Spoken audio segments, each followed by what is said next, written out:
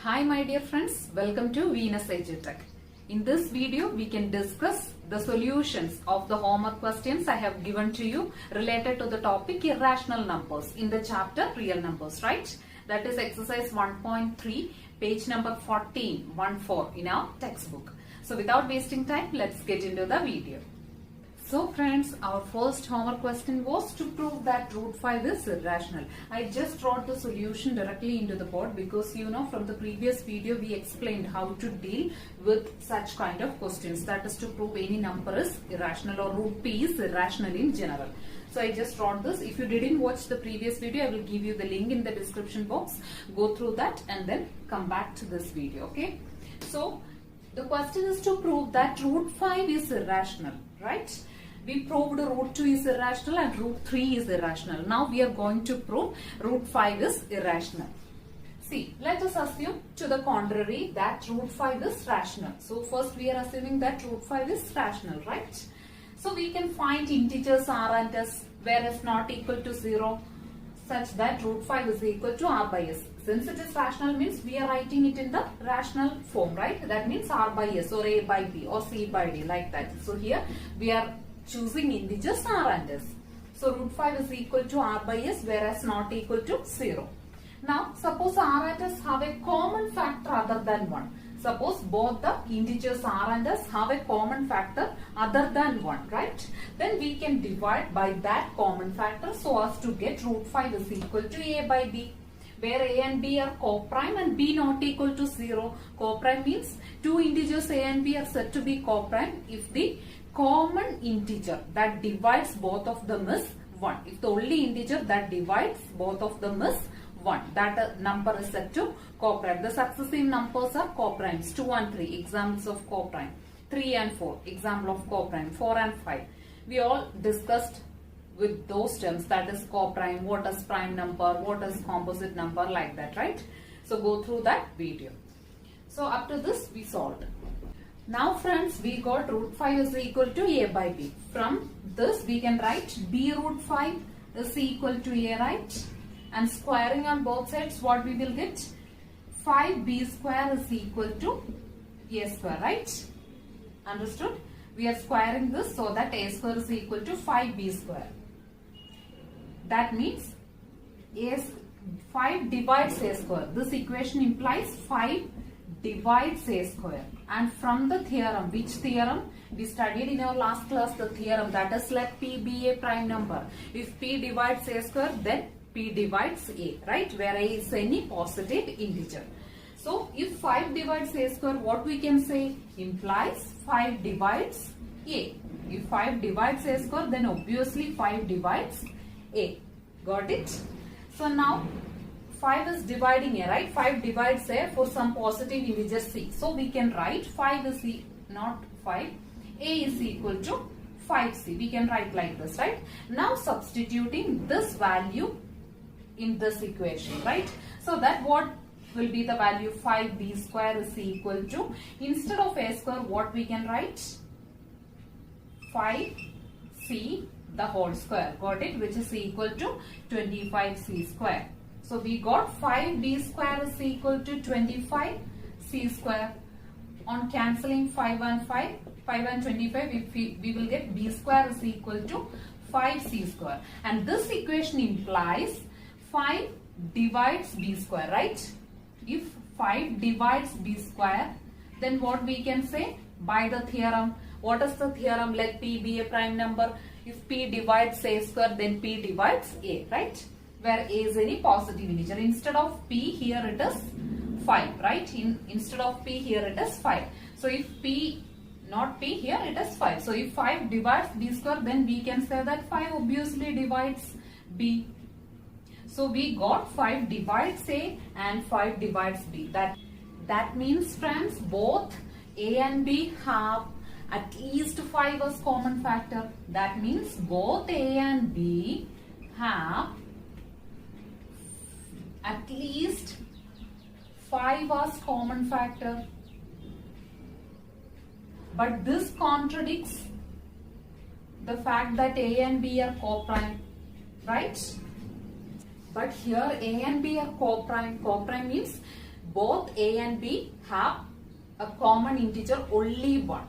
It does not have any other common integer other than 1. But here we proved that 5 divides a and 5 divides b. That means both a and b have at least 5 as common factor other than 1.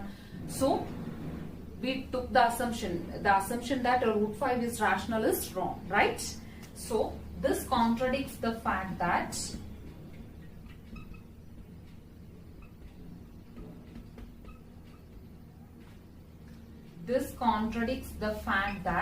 both a and b have no common factors other than 1, right? Common factors other than 1. Understood? Here we proved that 5 divides a and 5 divides b. That means both a and b have at least 5 as common factor, and this contradicts the fact that a and b are co-prime, right? So this contradiction has arisen because of our incorrect assumption that root 5 is rational. Got it, friends? This contradiction has arisen. This contradiction has arisen because of our incorrect assumption, right? Because of our incorrect assumption. What is our incorrect assumption? Root 5 is rational. Because of our incorrect assumption that root 5 is rational. So we conclude what we are going to conclude. So we conclude that root 5 is not rational. Root 5 is irrational. So the question is to prove. So at the last step, in the last step you have to write hence proved. I am sure you all got the correct answers. Next question, friends. Prove that 3 plus 2 root 5 is irrational. So once again we can prove, right? We proved that root 5 is irrational. Now we are going to prove 3 plus 2 root 5 is irrational. So what we are writing first? Let us assume to the contrary. Let us assume to the contrary that we are assuming that 3 plus 2 root 5 is rational, right? If 3 plus 2 root 5 is rational, we can find integers r and s, right? So we can find integers r and s such that we can write it as, how we can write it? We can write it as 3 plus 2 root 5 is equal to r by s, right? Where s not equal to 0. Now suppose both r and s have a common factor other than 1. Suppose both r and s have a common factor other than 1. Then we divide by that common factor, right? Then we divide by that common factor to get what? 3 plus 2 root 5 is equal to a by b, where a and b are b not equal to 0 and a and b are co-prime, right? So in the exam you can just define what is co-prime in the bracket, okay? Now 3 plus 2 root 5 is equal to a by b, where b not equal to 0 and a and b are co-prime. Look friends, we got up to this much. 3 plus 2 root 5 equal to a by b, where b not equal to 0 and a and b are co-prime.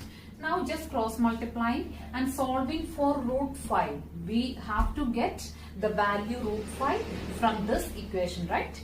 So we are writing according to that. 3b plus 2b root 5 is equal to a, right? And from here 2b into root 5 is equal to a minus 3b. Got it? And now root 5 is equal to a minus 3b divided by 2b. And we know that this is in the rational number form, right? So this is of the form a by b, where b not equal to 0. So since we got a, 2b, 3b are integers. Since we got a, 2b, 3b are integers, a minus 3b by 2b is rational.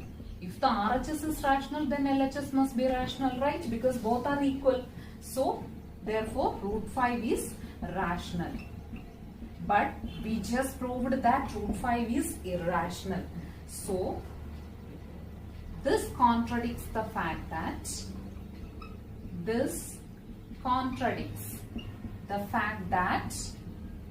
root 5 is irrational, because we just proved that root 5 is irrational.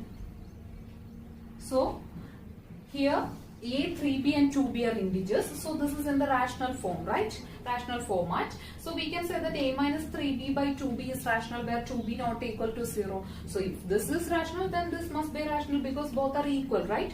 So, root 5 is rational. But this contradicts the fact that root 5 is irrational, right? And this contradiction has arisen. Why this contradiction has arisen? Because of our incorrect assumption, right? This contradiction has arisen. This contradiction has arisen because of our incorrect assumption, right? This contradiction has arisen because of our incorrect assumption. That, what was our incorrect assumption? Because of our incorrect assumption that 3 plus 2 root 5 is rational. 3 plus 2 root 5 is rational, because we assumed that 3 plus 2 root 5 is rational, and that is wrong. We proved that that assumption is wrong. So, what we can conclude? So, we can conclude that this number is irrational, right? So, we can conclude that, which number is irrational? This 3 plus 2 root 5 is irrational. So, we can conclude that, or so we conclude that 3 plus 2 root 5 is irrational. So, the question is to prove. So, in the last step you have to write hence proved. Got it? Going to the third question. Prove that 1 by root 2 is irrational. Simple one, right? I know you all got the answers, but I am just writing it because some students didn't get the answer, or some are confused with the answers, with their answers. So I am just making sure that your solution and my solution are right.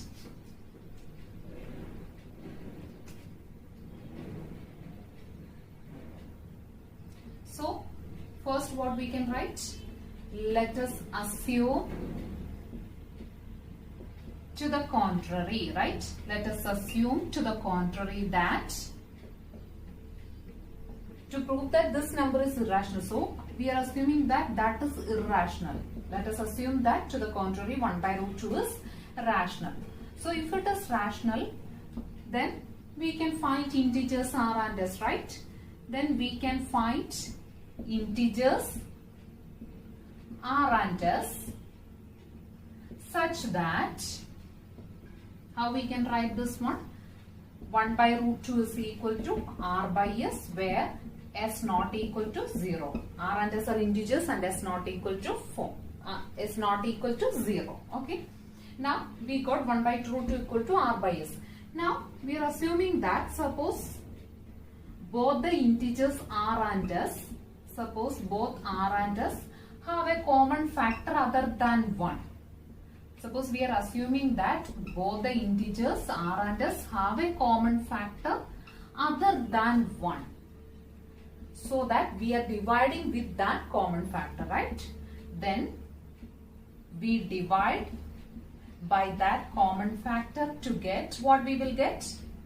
Then we divide by the common factor to get 1 by root 2 equal to a by b, where b not equal to 0 and a and b are co-prime, right? And a and b are co-prime. Got this much? To prove that 1 by root 2 is irrational, we are just assuming that 1 by root 2 is rational, so that we can write in this form, p by q form, r by s, where s not equal to 0. And we are assuming that both the integers r and s have a common factor other than 1. and dividing with that common factor so as to get 1 by root 2 equal to a by b, where a and b are co-prime and b not equal to 0. So friends, we got 1 by root 2 equal to a by b, where b not equal to 0 and a and b are co-prime, right? Now cross multiplying, what we will get? B is equal to root 2a.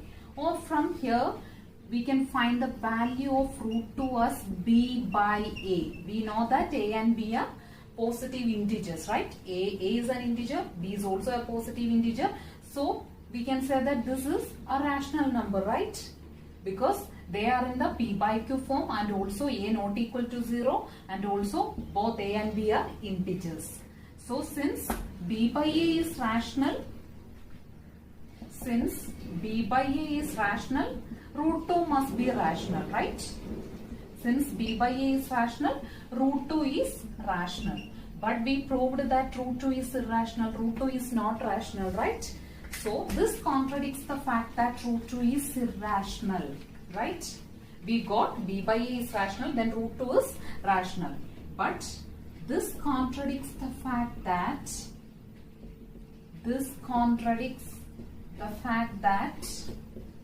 root 2 is irrational, right? And this contradiction has arisen why? Because this contradiction has arisen because of our incorrect assumption, right? This contradiction has arisen because of our incorrect assumption. What was our incorrect assumption? That this number is rational. Because of our incorrect assumption that 1 by root 2 is rational, right? So we are going to conclude that 1 by root 2 is irrational, right? So we conclude that 1 by root 2 is irrational, right? Hence proved, because the question is to prove, right? So hence proved. Got it? Now friends, gone to the fourth homework question, that is to prove that 7 root 5 is irrational, right? So once again, yes, assume to the contrary that this one is rational, that is 7 root 5 is, we are assuming that 7 root 5 is rational. So if 7 root 5 is rational, we can find integers. You have to write that, right? So we can find integers r and s such that 7 root 5 is equal to r by s, where s not equal to 0, right? And if 7 root 5 equal to r and s, and we are assuming, suppose that both r and s have a common factor other than 1, then we divide by that common factor to get, you have to write those sentences, okay? Then we divide by the common factor to get 7 root 5 is equal to a by b, where b not equal to 0 and a and b are co-prime, right? And you have to write the definition in the exam, in the bracket, okay? In the bracket after writing co-prime, okay? Now we got 7 root 5 is equal to a by b. From here we can, from this equation we can get the value of root 5, right? So from here we can write root 5 is equal to, see 7 root 5 equal to a by b. We can just get b into this side. So 7b into root 5 is equal to a. From here we can write the value root 5 as a by 7b, right? And here we know that a is an integer, b is an integer, 7 is also an integer. A, b and 7 are positive integers, right? Since a, 7 and b are positive integers, a by 7b is rational, right?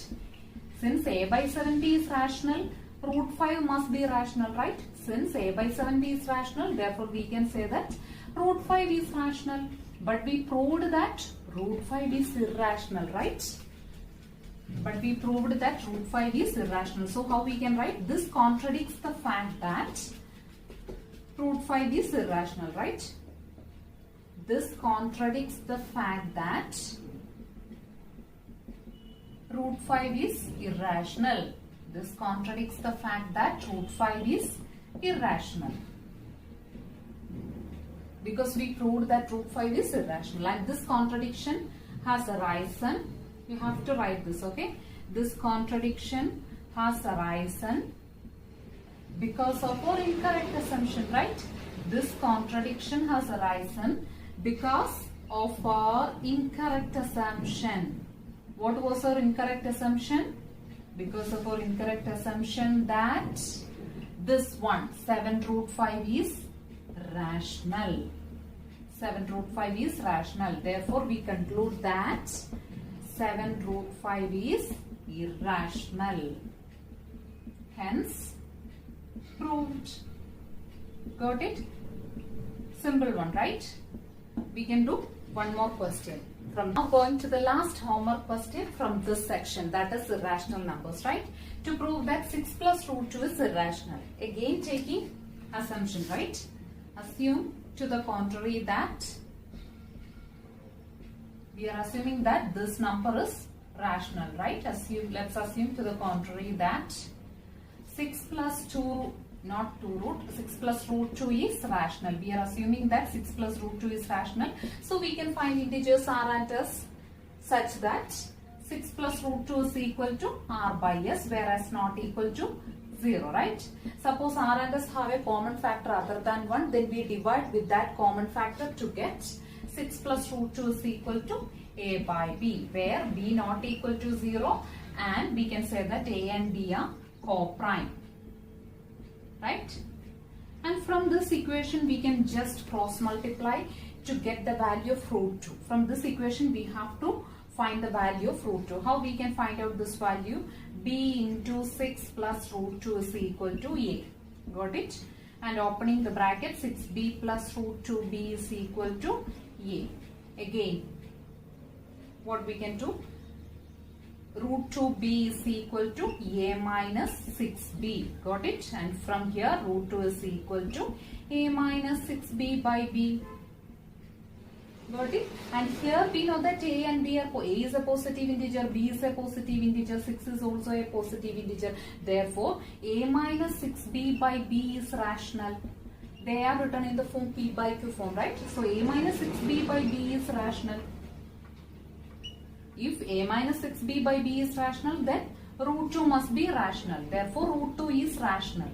But this contradicts the fact that root 2 is irrational. So, you have to write that sentence, okay? This contradicts the fact that, after this you have to write, this contradicts the fact that root 2 is irrational, because we proved that root 2 is irrational.